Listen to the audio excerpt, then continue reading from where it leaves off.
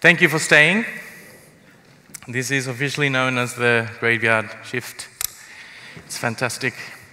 Even more for me, I am, as you know, from Sydney, Australia, where it is 2 a.m. So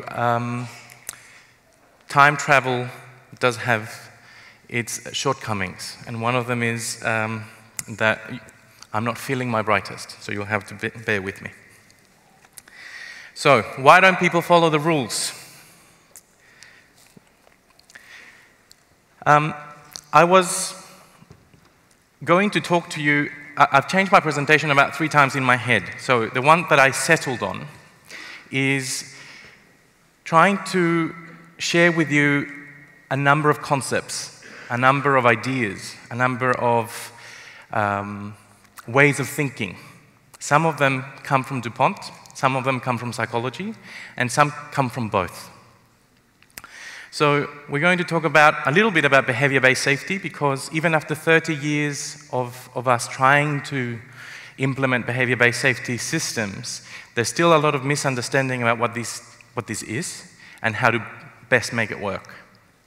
We're going to talk about whether behaving safely is actually something that we always think about, whether it's a conscious decision or not. We're going to look at workplaces as social institutions, and Fiona already mentioned a little bit about the social norming of the workplace and what that means for us working in industry. We're going to look at another integrated whole. We may not have time to look at the model in its entirety, but we will talk about the need to actually think holistically, to think integratively about safety. And then we're going to really, I guess, challenge the thinking about going beyond zero, which in some circles is a little bit of like heresy, but really we need to start thinking about what comes next. How do we continue to evolve?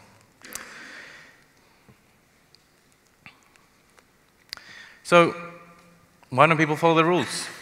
This was the literal question that was asked of me 6, 7 years ago when I went for my job interview with DuPont. And the people basically said, if you can answer this question, we will give you the job.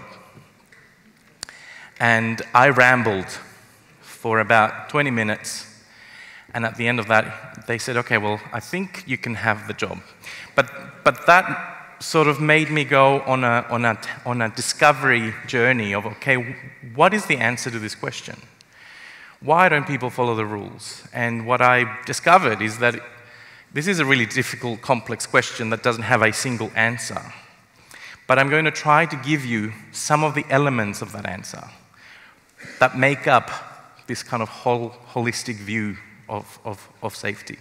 And the first thing that I was interested in is when you ask this question to an audience, 100 people, why don't people follow the rules? You get a varied number of answers. They don't know the rules, they don't understand the rules, they don't like the rules. There's a better way of doing it, right? But if you reverse the question or you inverse the question and you say, why do people follow the rules? 80% of people land on one answer. And I'm sure you don't have to guess, right? Because if they don't, bad things will happen to them. So this consequence management is, in our mind, in our collective mind, the biggest reason why people follow rules. So, consequence management. Sure, I don't have to tell you the story of behavior-based safety. In the 70s, we had really worked hard to get rid of all of the engineering fixes we could, to redesign workplaces, and people were still getting injured. And we came knocking at the departments of psychology of the world round and said, hey, these people still having injuries, how do we stop them? Right? And that's how psychology kind of got introduced into this field of safety. And back in the 70s, the mainstay theory was behaviorism, right? Which is this consequence management theorem. What you do, how you do it is affected by the consequences that are applied to you. And so since then, we've been on this track of trying to manage people through consequence management, trying to get them to do the right thing because they have to, trying to build systems around people of feedback and reinforcement so that they can actually follow the rules in a positive way and be safer. And the main mechanism of this is something called operant conditioning, which is, again, nothing new. But the main thing about this approach is that we assume that the behavior drives your thinking, right? So if we do it enough, we're going to change people's thinking. We're going to kind of create a habit, if you like. But that doesn't always happen. So what's at the core of this, again, is reinforcement. And I'm not going to spend too much time on this because I think we all understand that positive reinforcement kind of is the key to getting people to do the same thing again. So the repetition of a consequence positively makes that behavior more likely to happen. Simple enough. Negative reinforcement, most people get confused about. Negative reinforcement also increases the likelihood of a behavior happening again. But as a result of the removal of a negative consequence. So here you've got the little man that flashes up in your car when you don't put your seatbelt on. We are relying on negative reinforcement. We put our seatbelt on. We are reminded to put our seatbelt on because we want to stop the little man flashing. Right? But there isn't too much choice about this. There isn't too much thinking about this. Right? When my ex-wife used to say to me, Rod, take out the rubbish. Rod, take out the rubbish. Third time, Rod, take out the rubbish. By the fifth time, it wasn't Rod getting up because of an inherent need or want to go and take out the rubbish. It was Rod getting up because there was an inherent need to stop the flashing little man. And to this day, we heavily rely on negative reinforcement rather than positive reinforcement. In fact, if you really think about behavioral observations, the bulk of those observations are actually about people avoiding your contact rather than them engaging with you. So it's really time to think about, okay, how do we make this behavior-based safety work better? And please, I must emphasize, behavior-based safety is a critical pillar, critical element of any safety management process. I'm not knocking it, but there is still much we can actually extract out of it. And then there's punishment, right? So punishment, unlike positive and negative reinforcement, is designed to stop a behavior from happening, right? And this is where the consequence comes. Now, we know from the research that positive reinforcement gives you 3 times more learning than any of the others. Yet we spend more of our time doing the others than we do positive reinforcement. Right? Why? I've traveled the world and I've asked this question to many audiences. The answer is always the same. Because people are expected to do their job and that's what they get paid for. But maybe we need to start thinking differently.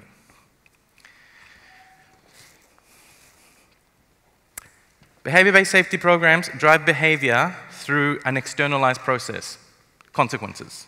And those consequences need to be applied by someone external to me, the supervisor, the police.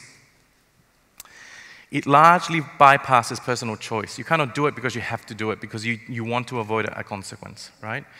And the most striking thing about behavior-based safety is that if you do behavior-based safety and nothing else, after about 3 to 5 years, you will find something called the behavior-based safety ceiling, where you kind of safety performance stagnates or starts declining, and you need to do a couple of things. Either you change things around, your consequences need to become much harsher, or you need to put in place more and more supervision. Neither of those things are particularly appealing or sustainable. But this isn't a mechanism, this isn't a problem with behavior-based safety per se. It is a problem of operant conditioning. We habituate to our environment. Things that are repetitive in our environment lose the impact on our response to that, right? So there's nothing unusual about that.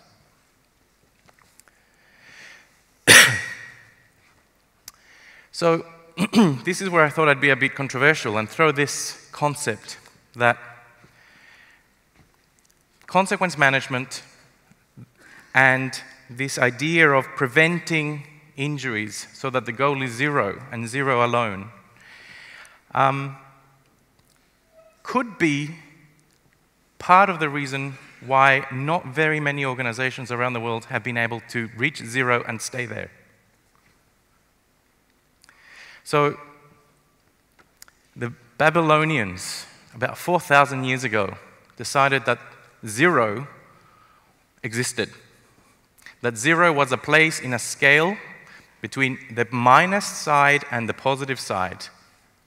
And then 2,000 years ago, the Indian civilization decided that that wasn't just a middle place, but it actually had a value. And that value was called shunya. And shunya meant zero. It means nothing. And as the song goes, nothing comes from nothing. So what if our goal is wrong? What if what we're aiming, nullness, isn't enough? What if, in the spirit of positive psychology, we started thinking about not just sending our people home in the same state without having been injured, but we actually started thinking about what would it take for us to send our people home in a better state than when they came. And that is a complete shift in thinking, because it's not prevention of injury that we're thinking about. It's actually the promotion of health. It's about well-being. It's about a holistic understanding of a person within their environment. And you might say that I'm smoking something, but the most advanced organizations in the world are already onto this. This is the future. This is what we are going to be talking about in 2050. How to be focused on well-being, on the whole person.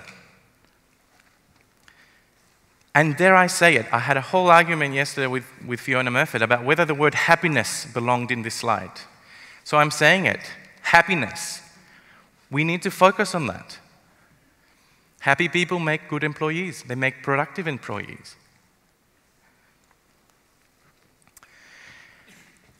You would have thought that I paid a great deal of money to Patrick to mention the Bradley curve, but I didn't. The Bradley curve is the way that within DuPont we explain the maturity of organizations and the maturity of our sites. And where it came from was that Mr. Bradley actually got very interested in why certain sites within DuPont were performing at a much higher rate than others.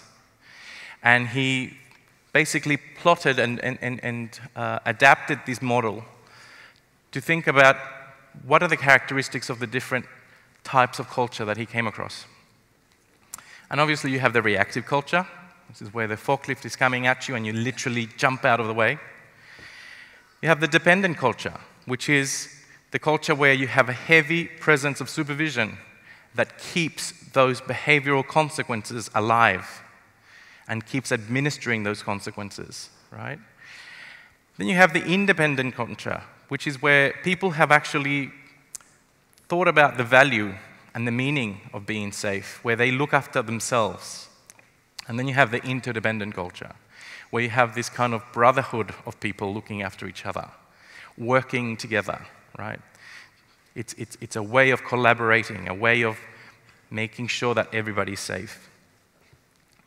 And what we know in DuPont is that the behavioral approach, the behavior-based safety approach, is extremely, extremely powerful in moving organizations from reactive to mid-dependent.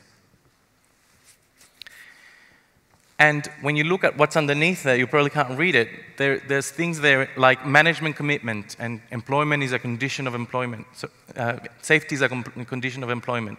Fear and discipline, rules and procedures, right? So that's in place. And then you have a system of consequence management that keeps that going.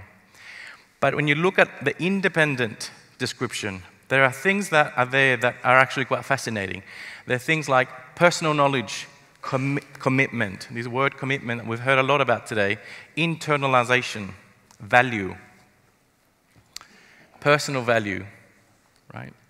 So over there, we're following the rules because we have to. If we don't, something bad will happen. Over here, we're following the rules because we want to. And there is a big difference. And we call that the cultural bridge. So the $64,000 question is, will doing more of the stuff on the left get you over to the right? The answer is no. The answer is, you have to keep doing the stuff on the left, but then you've got to do some different things to get you to the right. Right? And this bridge is an interesting concept because when we work with our own organization as well as with our clients, we see lots of people who know about this bridge, right? And there's two kinds of people. There's the kind of people, the kind of leader who is firmly on the supervisory, the dependent side of the bridge and tells their organization to go across it. You guys, cross the bridge. You know how to do it? Just go for it, right? Many organizations, the leader is planted firmly in the dependent side of the bridge, but they expect everybody else to go across. And then there's the other ones where they've actually gone across to the other side. And they're looking behind them, there's nobody there. And they're wondering, well, I crossed the bridge, why didn't everyone follow? It's a complicated question. You can compel people to be dependent. You can tell them, do it or else. But you cannot compel anybody to be committed. Commitment is a personal choice. Commitment is something that comes from within, right? Commitment is by invitation. Commitment is by demonstration. So, who crosses first? The leadership. And here's the sticking point. Once you crossed is not enough. You've got to go back and get everybody else. One by one. Because you need to create a critical mass on the other side of the bridge. And it is the leadership's responsibility, duty, to get the people across. And that is a skill. Because it's not about saying, thou shalt cross the bridge. It's about saying, why would you want to? What's on the other side for you? What are the things that would motivate you to want to cross the bridge? And why would you want to stay there? So it's a dialogue. It's a conversation. It's a cognitive conversation about values, about what's important.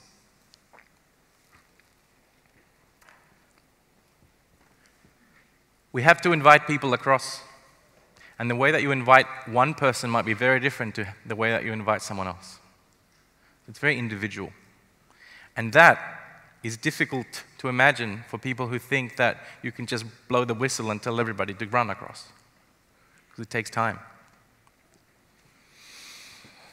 So when we start thinking about values and beliefs and cognitions, you know, psychologists love these big words. Cognitions just means everything that happens inside your head and in between your ears.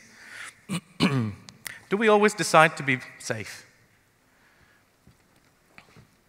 This is a really interesting question, and I was stuck on this for a long time, just trying to really look into the neuroscience of it all. And it actually depends on how you take in the information coming in from your senses and your level of awareness, right? But attention is a resource. Attention is a resource that is finite. And we have a basal level of attention that our brain is constantly trying to use as little energy and as little attention as possible. So we are constantly battling against biology. And I'd like to share with you a video that kind of encompasses this concept. Let's see if it works. There are literally millions of bits of information coming into your brain through your 5 senses. Think of the noise around you, the light intensity, the feel of your clothes against your skin. Now, most of this information is irrelevant and of little consequence to you, so you really are not aware of it until you focus on it. So what causes you to filter out some bits of information and not others? The answer lies in how the human brain processes information. Your brain is made up of many parts that all work together but have different jobs or responsibilities. There are thinking parts of your brain that process information and make decisions. These parts get and process information coming at you from all your five senses. To avoid a meltdown from information overload, the human brain has a handy piece of machinery which acts as a filter of this information. This filter is called the Reticular Activating System, or RAS. Its job is to filter what information we can ignore and what information we need to process. The RAS sorts through all the millions of bits of data coming in at you and only sends through relevant information for processing. Whatever is of little relevance to us is mostly ignored to allow us to focus on the stuff that matters. Did you know that you can control your RAS? Whenever you choose to focus on something, you are switching your RAS on to filter in information that's important to you. Think about a time when you learned a new task or did something different. Did it take extra mental effort? That's because your RAS will switch on and focus on anything new that your brain has never processed before. The amount of effort it would take for your brain to stay continuously switched on at this high level would soon overload you. So your RAS filters out information that is very familiar to you, or fits a predictable pattern. We call this filtering of familiar information habituation. Consider some of the warning and safety signs that you pass every day. Do you notice them? Do you process them?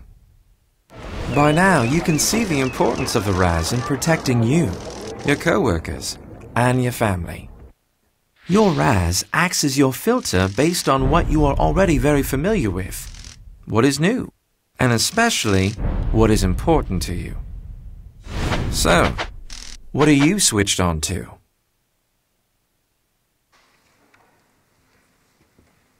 So, pretty complex stuff. This little machine at the back of your brain here, filtering everything. What's it going to let in? What's it going to let out?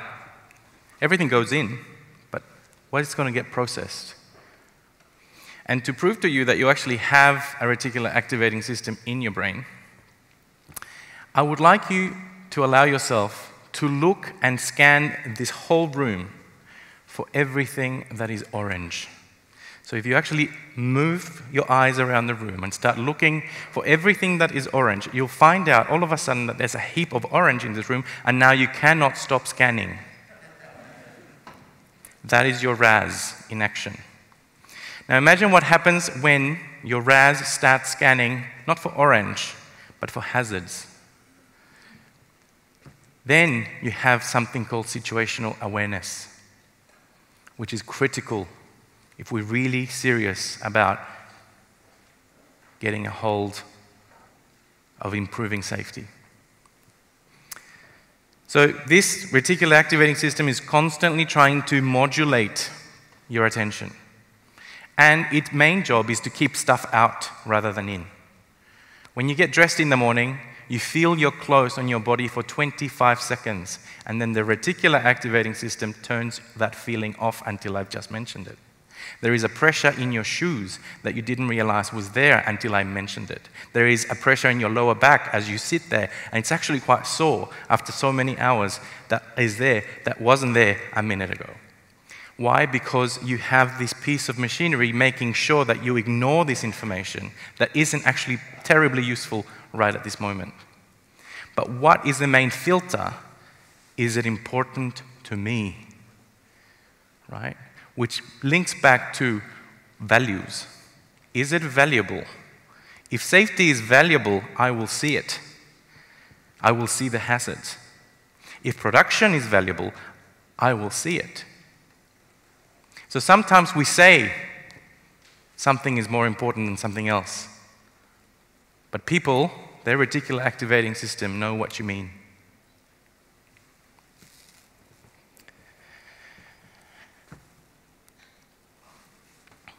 So one of the things that this reticular activating system does is it controls habituation, which is the rate in which we really process information, and get used to it. So if there is a repetitive stimulus in the environment, we will get used to it, we will block it out. And this is the scary part. Around a safety sign that is put up on a site will last about 12 weeks before people habituate to the sign. They see it, but they don't see it. And if you think about how much we rely on signs, that's a bit frightening. Workplaces are human institutions, as Fiona already mentioned. We know exactly what to do when we go into a social context. Our behavior is modulated by everyone around us. When you go into an elevator, you know what you need to do. You need to look down to your shoes, you need to check on your phone, and you need to look up, and you need to ignore everyone in the elevator. That is the social norm for elevator behavior in 98% of the human population. Did anybody tell you that? No. Because you come inbuilt with an ability to read everyone around you and decipher what that means, how you need to behave. I'm here to tell you that the environment at the workplace is one massive elevator. One massive elevator where everybody knows what is the right thing to do, even though it isn't written on the book. And it is the social norming, it is the social environment that is responsible for why we have one way that is written on a shelf of how to do something, but if it's 4 o'clock on a Friday afternoon and we really want to go home, nobody will say anything if you take a shortcut. It is the social way, it is the social norm. We really need to understand, and not just understand, but manage social norming in the workplace. How do we create a social norm that is shared? It goes back to working together, right? It's really understanding what that means. When we have a social norm that is valued, that is understood, and that is comprehensive and holistic, that is when you start really having an impact of an organizational culture. Really like this quote from Eisenhower, who said that motivation is the art of getting people to do what you want them to do because they want to do it. And that's a little bit like what we do in safety. Cultures change one individual at a time. We always want to go this way. We want to change the system, we want to change the structure, we want to change everything on this side to change the culture.